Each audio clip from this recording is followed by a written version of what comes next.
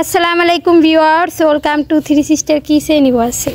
তো ভিউয়ার্স, আজকে আমার গার্ডেন থেকে বেগুন নিয়ে ডিম দিয়ে রান্না করব। আজকে আমার রেসিপি বেগুন দিয়ে ডিমের তরকারি। তাহলে চলুন কিভাবে কি করছি দেখে নিই। ডিম বেগুন ভুনা। প্রথমত আমি এখানে 5টা সাদা বেগুন নিয়ে নিয়েছি। এটা আমার গার্ডেনের বেগুন। আর আমি নিয়ে নিয়েছি বেগুনের সাথে 6টা ডিম। ডিমগুলো আমি সিদ্ধ করতে দিয়ে দেব, বেগুনগুলো আমি কেটে নেব। দেন আমি বেগুনগুলো কেটে নিচ্ছি।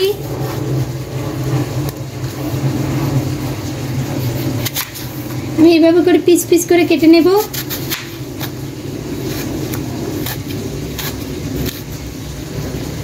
দেন আমি এইভাবে করে কেটে নিয়েছি।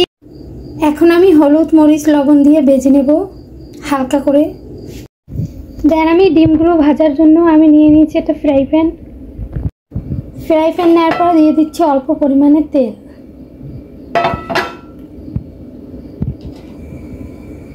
দেওয়ার পর দিয়ে দিচ্ছি ডিম।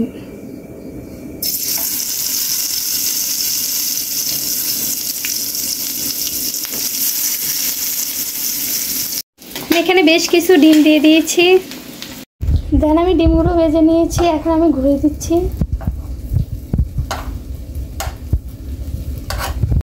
আমি ঘুরাই দেওয়ার পর 1 মিনিট চুলাতে রেখে দিচ্ছি।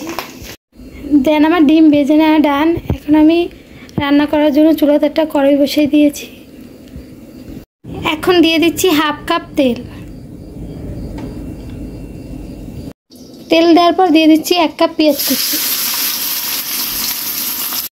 পেঁয়াজ দেওয়ার পর বেশ কিছুক্ষণ ভেজে নেব।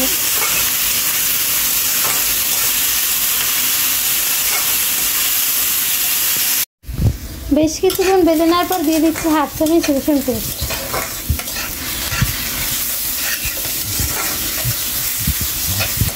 এখন দিয়ে দিচ্ছি 1/2 চামচ হলুদের গুঁড়ো। দিয়ে দিচ্ছি 1/2 চামচ মরিচের গুঁড়ো।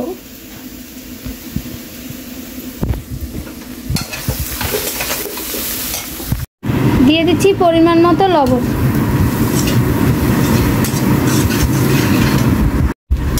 দুই মিনিট ভেজে নেওয়ার পর দিয়ে দিচ্ছি অল্প পরিমাণে পানি।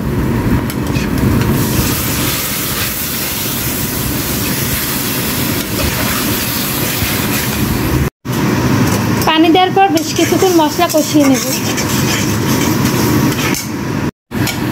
বেশ কিছুক্ষণ কষিয়ে নেওয়ার পর দিয়ে দিচ্ছি বেগুন।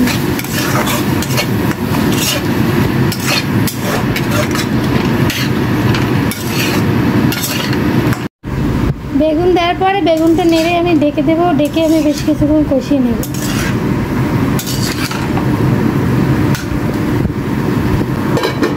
চুলার জালটা ছোট করে দেব। বেশ কিছুক্ষণ কষিয়ে নেওয়ার পর দিয়ে দিচ্ছি পানি। এখানে আমি 1 মগ পানি ইউজ করতেছি, ছোট সাইজের মগ। পানি দেওয়ার পর বেশ কিছুক্ষণ জাল করে নেব।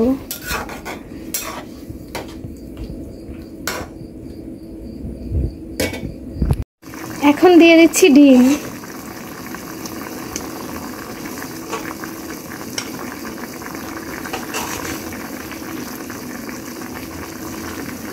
ডিম দেওয়ার পরে নেড়ে দিচ্ছি। নেড়ে ঢাকনা দিয়ে ঢেকে রাখবো। চুলার জালটা মিডিয়াম আঁচে করে দিয়ে দিই।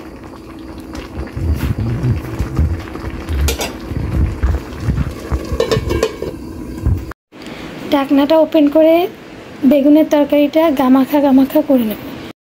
চুলার জালটা বাড়িয়ে আমি শুকিয়ে নেব। দেন আমার বেগুন ডিমের সবজিটা হয়ে গিয়েছে। এখন আমি চুলাটা বন্ধ করে পরিবেশন করে নেব। দেন আমি ডিম বেগুনের সবজিটা পরিবেশন করে নিয়েছি। তো আপনাদের কীরকম লাগছে অবশ্যই লাইক কমেন্ট সাবস্ক্রাইব করে জানাবেন। তো আজকের মতো এই পর্যন্ত। সবাই ভালো থাকবেন, সুস্থ থাকবেন। আসসালামু আলাইকুম।